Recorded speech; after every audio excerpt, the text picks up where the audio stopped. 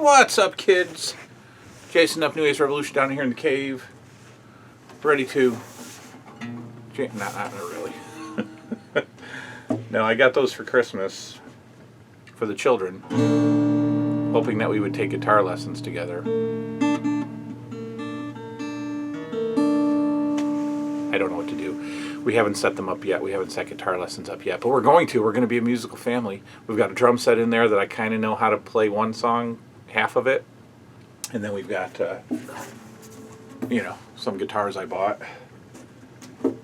And we have no idea how to do any of this. So hopefully once lessons are in person, we'll get it set up. That's not why we're here. That's not why we're here. We're taking a break from the tournament, a one-day break, maybe a half-day break. I might come back tonight with the next round, but we're going to go back to a Whatever Happened To, one of my favorite segments of the program, Whatever Happened To. Now, the other day I said we were going to do Whatever Happened to Playing Outside, but then I looked back in the archives, and we've already done Whatever Happened to Playing Outside. I could probably do it again and say more than I said in the initial video. So I was like, uh-oh. Because I got stuff to say about it, so what should we do? And so we're going to do Whatever Happened to Childhood Friends. Yeah. Whatever happened to our friends?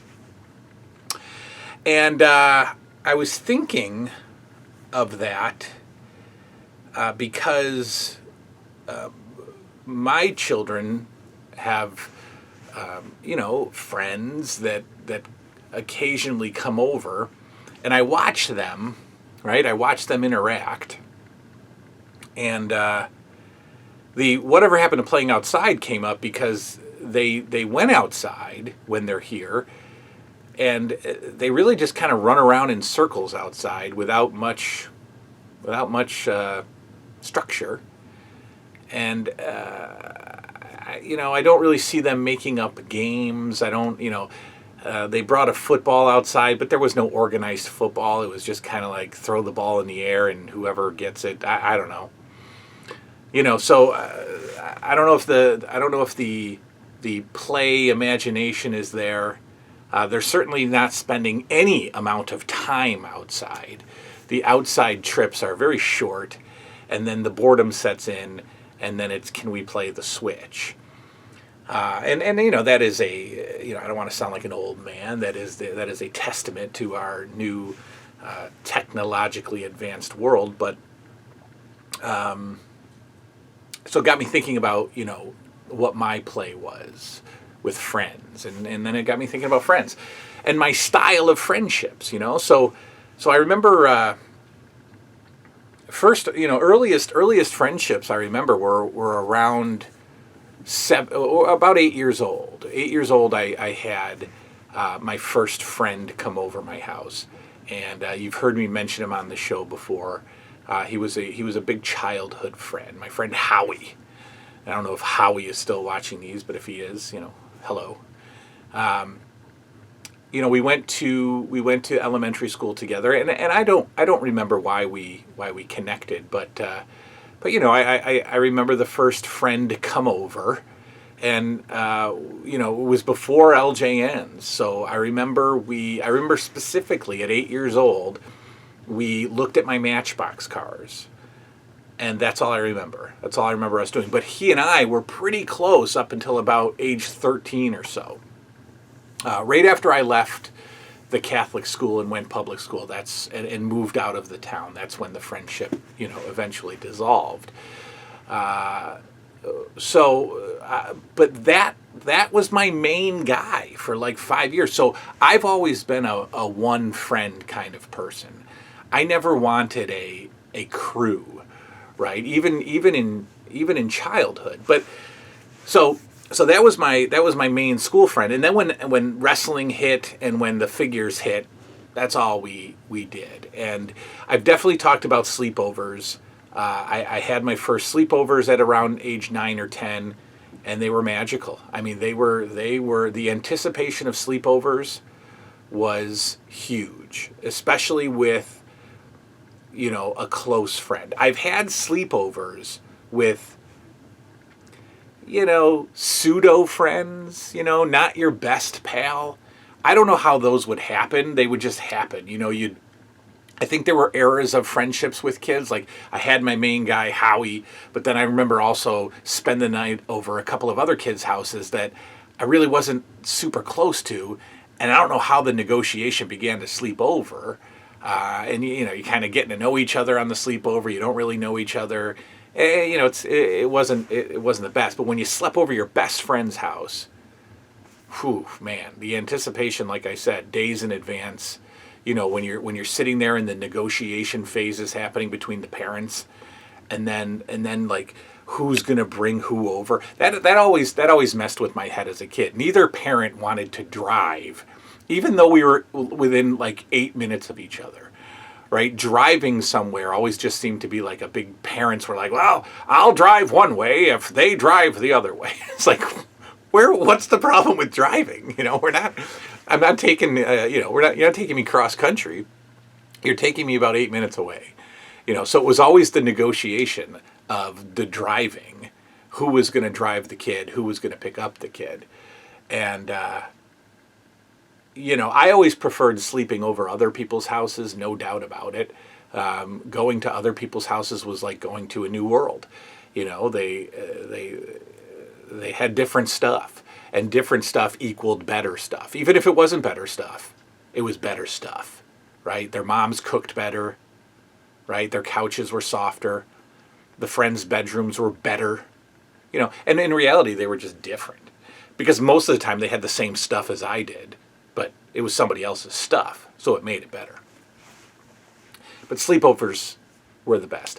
And so back to play, I remember pretty early on, living in the childhood home in Chilai, New York, that I've showed you before.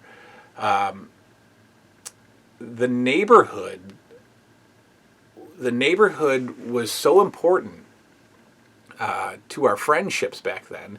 I remember moving into that house, and honestly, we moved in when I was 8. We moved in '84, and I was 8 years old. And at 8 years old, I distinctly remember moving into the house, knowing nobody on the street, walking out of my house at 8 years old and walking down the street because I saw a kid. It was a kid and a younger kid. It was like an 8-year-old and a 4-year-old. I saw them just milling around a few houses down. So I went and it didn't go well. It didn't go well because I didn't have my bike. I had a big wheel. So I was riding a big wheel at 8 years old because my bike, I don't know, it was like in the rafters or something. And those kids did not appreciate the big wheel at 8. So that didn't go well. That was a bad first meeting. But after that, and I don't remember how, but after that it connected. We were friends. And then there was a kid across the street who was older than us. He was probably 12. But boom, he's in. We're, a 12-year-old and 2 8-year-olds having a great time together. And then another kid moved in down the street and he was my age. So we got like 3 8-year-olds hanging out. And then I remember the kids directly across the street were teenagers. Like they were driving and they would still occasionally hang out with us. We would, the things that we would do outside were endless. I mean, such creativity when we're outside, right? Because the kids aren't coming in, we're going outside. So kickball in the neighborhood with kids was huge. It was almost like we were a part of a professional kickball league, and kickball was to be taken very, very, very seriously. So kickball was a huge part of the friendships. Bike riding was a huge part of the friendships. With the older kids, the teenagers across the street, they were jumping ramps, right? You take the cinder block, you take the plywood, you jump a ramp, you put the ramp in the street, but you curve it towards your lawn, so you launch into your lawn just in case you break your face. You're going to break your face on the lawn instead of the street. Well, I was egged on by the older kids to take my big wheel over the ramp, and with the big wheel, you're not getting enough speed. And so when you hit the ramp, you kind of fall over the ramp. And I remember falling over the ramp, but getting rave reviews from the cigarette smoking, long feathery hair, you know, Def Leppard AC/DC t-shirt wearing, tiny little mustache having big kids, right? They weren't my friends. They were the big kids, but they appreciated and respected the little kids. But again, for me, there was always like the main guy. You know, there was always the main friend, and that lasted. That logic of mine lasted well into adulthood. I mean, all throughout adulthood, I've had segments of one best friend, right, and that's it. I didn't want two friends. I didn't want three friends. I really never liked hanging out as a big group. You know, I remember when my best friend as an adult would have me over for like a wrestling pay-per-view or a UFC or something, and he's like, yeah, I'm inviting, you know, so-and-so and Skippy and Doug. And I'm like, okay. I don't want anybody else there, you know. And that definitely started in childhood. But the summers and the winters, you know, seasonal. Playing outside with friends didn't have a season. It was you did unique stuff in the summer, you did unique stuff in the winter, in the fall, you know. But it was kickball, like I said. It was playing, you know, going to kids' backyards, because again, other people had better stuff, different stuff, not better, but it was better. So being in somebody else's backyard was better than being in my backyard, even if it was 2 houses down. Right? Playing on their swing set, much better than my swing set. Same swing set, much better over there. Right? So you always wanted to be somewhere else. But, you know, the friends had there was no demographics. There was no criteria. If you were less than an adult and you lived in the neighborhood, you were friends. And that was cool. Now, would I let my 8-year-old today, 9-year-old today, would he walk? I don't even let him go 5, 6, 7 houses down. I don't let him go any houses down. You know, and I'm so much more judgmental of his friends. You know, he tried having a couple of friends in the neighborhood, and I couldn't stand the kids. So I was like, no, I don't like that kid's attitude. He's out. He's done. You're not hanging out with him anymore. You know, my mom never did that to me. She never did that. You know, and would I let my kid be friends with the teenagers, with the cigarette smoking teenager hippies across the street? No, but it's all good. You know, you're right across the street, you're jumping ramps on your bike, you're smashing your face. You know, you have no idea how to take a BMX bike over a ramp, so you're landing on the crotch bar, and you're you know, damaging your future of children rearing. You know, the testicles are screaming in pain as you crunch down on the bar as you try to jump a ramp, having no business jumping a ramp. But it was the best. It was hands down the best of childhood. And I think, so when I talk about the 80s, I always say, this is it. This is the best. There was nothing before, there was nothing after. But I think that I only keep that attitude with like toys and pop culture and TV. I really think that friendships were probably even better in the 50s and 60s. I do, because the options for entertainment were so limited that you had to be even more creative than we did in the 80s. And you really had to like bond with the kids over nothing. Like you had to create stuff to bond over, you know. So I think it was probably cooler in the 50s and 60s as far as kids go, kids and friendships anyways. But the 80s, the best. And then, ladies and gentlemen, a girl moved in to the childhood home neighborhood. She moved in, and before she was even there, my friend Matt and I were in love with her. And at this point, we're about 9. And we had never met her.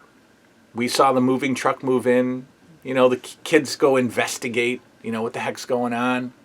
And if you're brave enough, you walk up to the parents and you go, do you have any kids? Right? So we knew it was 3 girls. They were younger. There were 3 girls. 2 of them were younger. They were like 7 and 4 or whatever.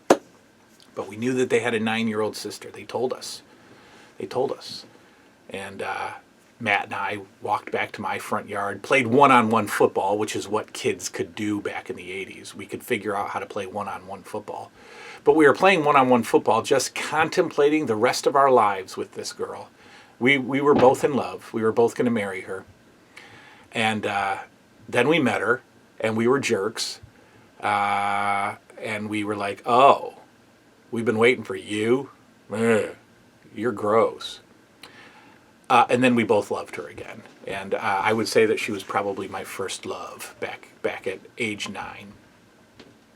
And so you'd hang out with her and her sisters, and that was different. That was fun because my sisters would hang out. I would, go over, and it was the best. Like now it's morphing into like, ooh, there's a girl involved, and I've got these weird feelings. So the best, unduplicatable. Now, that doesn't mean that friends have disappeared with the decades, but they're different. I mean, I see my kid interact with friends, and it's not, I don't know, it's not the same. It doesn't look like they're having any kind of a real personal bond. It doesn't look like they're falling in friend love. You know what I mean? Like I did. My friends growing up as a kid were just so valuable. I don't see that happening. I don't see them bonding over anything. It's different. It's different.